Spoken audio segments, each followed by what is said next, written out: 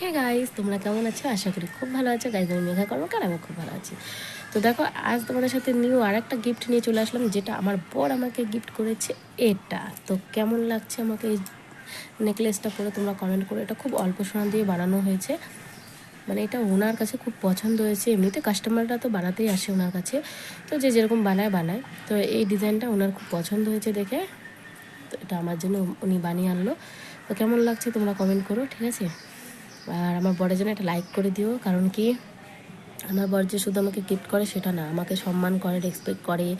আমার কাজের সাথে উনি কাজ করে সহযোগিতা করে। দেখো, আজ আমি রান্না করতে পারছি না, এর আগে তোমাদের দেখেছিলাম যে আমার শরীর ভালো না দেখে উনি সব করছে। আজ আবার ফ্রাইড ডিশ, তারপরে তোমার হলো মানে চিলি পনির না কি বলে সেটা বানাচ্ছে। তো যাই হোক, উনি আমার সাথে কাজে অনেক সহযোগিতা করে, আমাকে খুব ভালোবাসে, আমিও ওনাকে খুব ভালোবাসি। এভাবেই আমরা হ্যাপিভাবে কাটায় যেতে পারি। তোমরা আশীর্বাদ করো।